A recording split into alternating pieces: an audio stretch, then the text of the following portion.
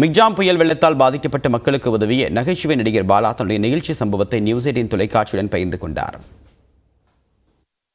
சென்னை மழை வெள்ளத்தில் மிக கவனிக்கப்படக்கூடிய ஒரு சமூக பணியாக இருந்தது கேபிஒய் பாலாவோடைய பணி அப்படின்னு சொல்லலாம். இந்த மழை வெள்ளத்தில் பாதிக்கப்பட்டதில் அதிகமான மக்களுக்கு இவர் தன்னுடைய சொந்த காசை கொடுத்து உதவி செஞ்சிருக்காரு. அவர் நம்மளோடு இருக்கிறார். அவர்கிட்ட சில கேள்விகளை முன்வைப்போம். பாலா வணக்கம். இந்த மழை வெள்ளத்தில் நிறைய மக்களுக்கு, அது முடியாத ரொம்ப கஷ்டப்படுற மக்களுக்கு நீங்கள் நிதி உதவி பண்ணியிருந்தீங்க. இது எவ்வளோ பேர்த்துக்கு பண்ணீங்க? இதுக்கான அடிப்படை காரணம் என்ன?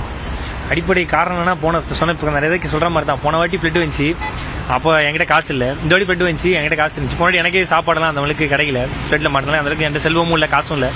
ஸோ இந்த வாட்டி என்னால் முடிஞ்சது பண்ணலாமே அப்படின்னு சொல்லி தான் ஃபஸ்ட்டு ஒரு 2 லட்ச ரூபாய்க்கு நான் 200 வீட்டுக்கு 1000 ரூபா கொடுத்தேன். அதுக்கப்புறம் அதை பார்த்து நிறைய பேர் கேட்டாங்க. அப்புறம் என்கிட்ட இந்த லாஸ்ட் சேவிங்ஸாக தான். அப்புறம் ஒரு இடத்துல சீட்டு போட்டிருந்தேன். அது ஒரு 3 லட்ச ரூபா என்கிட்ட சீட்டு போட்டு எமர்ஜென்சி எடுக்கலாம்னு வச்சுருந்தேன். அந்த 3 லட்ச ரூபாய்க்கு தள்ளி போய் ஒரு அமௌண்ட் வந்துச்சு. அதில் திருப்பி ஒரு 140 குடும்பத்துக்கு 1000 ரூபா போட்டு, அது இல்லாமல் பேலன்ஸ் 160க்கு, அது 1,40,000 140 குடும்பத்துக்கு கொடுத்துட்டு பேலன்ஸ் 1,57,000 அந்த சீட்டு தள்ளுக்கெல்லாம் போக 1,56,000 ரூபாய்க்கு அந்த போர்வை, லுங்கி, வேட்டி, மற்ற விஷயங்கள்லாம் வாங்கி போய் கொடுக்கலாம் அப்படின்னு சொல்லிட்டு மொத்தமாக ஒரு 5 லட்ச ரூபா என்னால் முடிஞ்சது என் சொந்த காசில் வாங்கி கொடுத்தேன். இது இப்போ ஒருத்தருக்கு நம்ம உதவி பண்ணணும் அப்படிங்கிறது ரொம்ப நாள் கனவா இருக்கு. இது முதலா உங்களுக்கு எப்போ தோணுச்சு இந்த மாதிரி ஒரு கஷ்டத்துல நம்ம உதவி பண்ணணும், நம்ம கிட்ட காசு இருக்கும்போது உதவி பண்ணணும் அப்படின்னு நம்மளுக்கு தோணும்? உங்களுக்கு இந்த விஷயங்கள் எப்போ ஆரம்பமானது? அது முன்னிலேருந்தே ஆசை தான். அதாவது பண்ணணும் சொல்லி ஆசை தான். ஸோ அப்போ என்கிட்ட காசு இல்லை. ஸோ பண்ணணும். எனக்கு தெரிஞ்சு நான் இது சொன்னா எனக்கு இந்த எப்படி சொல்றது, கவிதை நயமா அப்பெல்லாம் சொல்றது ஒரு சில்லியான ரீசன் தான். என்கிட்ட என்னால் முடியல. நான் ஃபஸ்ட்டு படிக்க தான் நினச்சேன். நான் +2 தான் படிச்சிருக்கேன், காலேஜ் படிக்கல.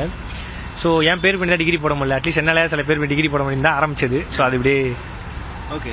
இப்போ நீங்கள் ஃபஸ்ட்டு நமக்கு, அதுக்கப்புறம் குடும்பம் தாண்டின விஷயங்களில் தான் நம்ம செய்யணும் அப்படின்னு தான் எல்லாருமே நினைப்பாங்க. ஆனால் பாலா இதில் மாறுபடுறாரு.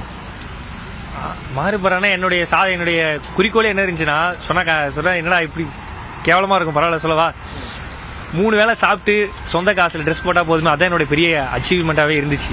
ஸோ அது நான் பண்ணிட்டேன். So okay.